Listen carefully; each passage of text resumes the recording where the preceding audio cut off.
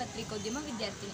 ನಗರದ ಎಂಜಿ ರಸ್ತೆಯಲ್ಲಿರುವ ಮಹಿಳಾ ಸರ್ಕಾರಿ ಪ್ರಥಮ ದರ್ಜೆ ಕಾಲೇಜಿನಲ್ಲಿ ಕನ್ನಡ ವಿಭಾಗದ ವತಿಯಿಂದ ತೃತೀಯ ಲಿಂಗಿಯವರೊಂದಿಗೆ ಮುಕ್ತ ಸಂವಾದ ಎಂಬ ಕಾರ್ಯಕ್ರಮವನ್ನು ಆಯೋಜಿಸಲಾಯಿತು. ಇದರ ಮುಂದಿನ ವರದಿಯನ್ನು ಚೈತ್ರಶ್ರೀ ಅವರು ನೀಡುತ್ತಾರೆ. ಹಾಸನ ನಗರದ ಎಂಜಿ ರಸ್ತೆಯಲ್ಲಿರುವ ಮಹಿಳಾ ಸರ್ಕಾರಿ ಪ್ರಥಮ ದರ್ಜೆ ಕಾಲೇಜಿನ ಕನ್ನಡ ವಿಭಾಗದ ವತಿಯಿಂದ ತೃತೀಯ ಲಿಂಗಿಯವರೊಂದಿಗೆ ಮುಕ್ತ ಸಂವಾದ ಎಂಬ ಕಾರ್ಯಕ್ರಮವನ್ನು ಹಮ್ಮಿಕೊಳ್ಳಲಾಗಿತ್ತು.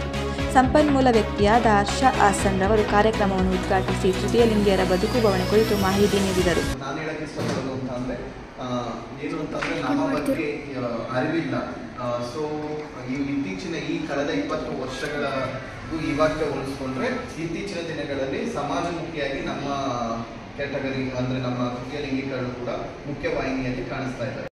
ಪ್ರಕೃತಿ ಸಮುದಾಯ ಸೇವಾ ಸಂಸ್ಥೆ ವತಿಯಿಂದ ಸೇವಾ ಅಡಿಯಲ್ಲಿ ತೃತೀಯ ಲಿಂಗಿಗಳಿಗೆ ಲಿಂಗತ್ವ ಮತ್ತು ನೈತಿಕ ಅಲ್ಪಸಂಖ್ಯಾತರು ವ್ಯಕ್ತಿಗಳಿಗೆ ಸರ್ಕಾರದಿಂದ ಸಿಗುವ ಸೇವಾ ಸಂಸ್ಥೆಗಳು ಹಾಗೂ ಜಾಬ್ ಆಪರ್ಚುನಿಟಿ ಟ್ರೈನಿಂಗ್ ಅವೇರ್ನೆಸ್ ಕಾರ್ಯಕ್ರಮವನ್ನು ಕೊಡ್ತೀವಿ.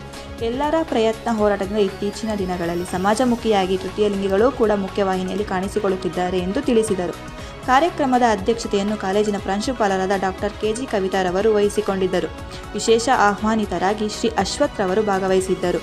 ಈ ಕಾರ್ಯಕ್ರಮದಲ್ಲಿ ಕನ್ನಡ ವಿಭಾಗದ ಮುಖ್ಯಸ್ಥರಾದ ಶ್ರೀ ರಾಮೇಗೌಡ BH, ಸಹಾಯಕ ಪ್ರಾಧ್ಯಾಪಕರಾದ ಶಿಲ್ಪ ಶ್ರೀಹಾರ್, ಅಧ್ಯಾಪಕರುಗಳಾದ doctor Mohan Kumari, doctor Hemalatha GM, Nagaratna BN ಹಾಗೂ ಎಲ್ಲ ವಿಭಾಗದ ಅಧ್ಯಾಪಕ ವೃಂದದವರು, ಕಚೇರಿ ಸಿಬ್ಬಂದಿಗಳು, ಕಾಲೇಜಿನ ವಿದ್ಯಾರ್ಥಿನಿಯರು ಹಾಜರಿದ್ದರು.